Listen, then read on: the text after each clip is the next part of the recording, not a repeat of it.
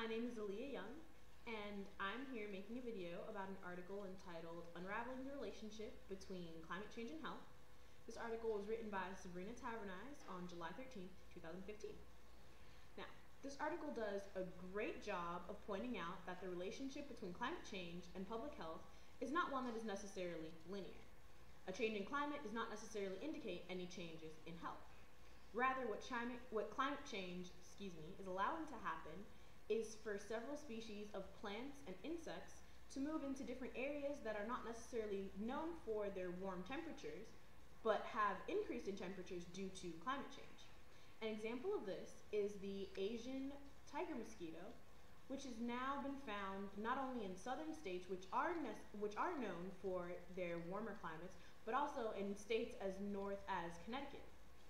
Now, this can pose a risk to public health because this species of mosquito is one that is known to be disease carrying.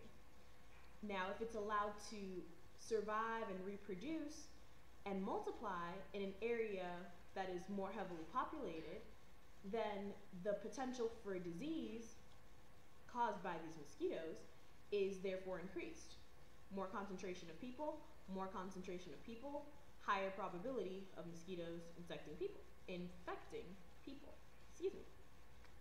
Now, with this that obviously is a health risk, right? If people are getting infected left and right, then people are becoming sick, then they have to go to the doctor and get all sorts of help and things of that nature. Another risk to public health that climate change is causing is allowing certain allergy-causing plants, such as the ragwood, to reproduce and thrive, and not only thrive, but extend the length of time that they're blooming. Since climate change is causing different areas to be hotter for longer, these plants are blooming for longer periods of time, approximately 2 to 3 weeks longer than they normally would if climates were ideal. Being that these plants are blooming for longer periods of time, that allows their pollens to be in the air for longer periods of time, and their pollens can cause certain allergy responses in people, such as watery eyes, itchy nose, scratchy throat, and even dry cough. Some of the typical allergies that you would notice during allergy season. Now, this article has taught me a lot because when I first think of climate change, I don't necessarily think of, oh, how climate change could affect me personally, could affect especially not my health, or others around me. Because we have such inventions such as air conditioning, windows, blankets, and things like that, that I don't necessarily consider climate change in the forefront of my mind when I'm in my day-to-day life.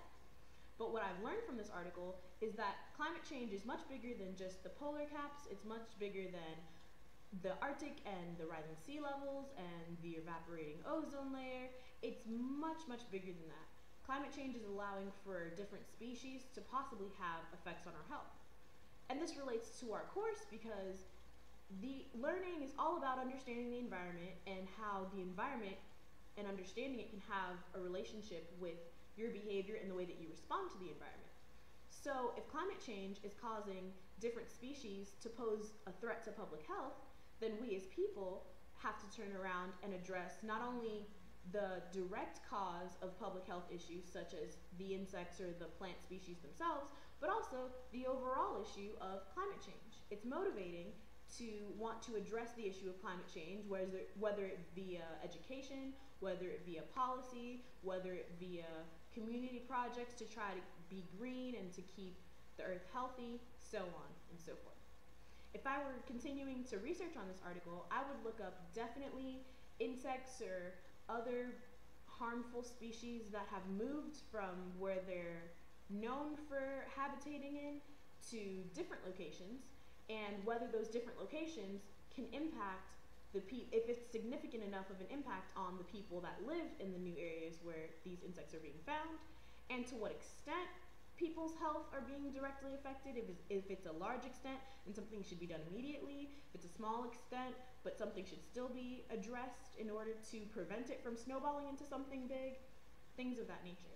I would expect to find that many different species of insects and plants move all around all the time, and I would also expect to find that, yes, there is some type of increase in health risk, but I wouldn't expect to find that anything is necessarily detrimental or catastrophic involving the relocation of these species. Thank you for watching my video, and I hope you enjoy and learn something.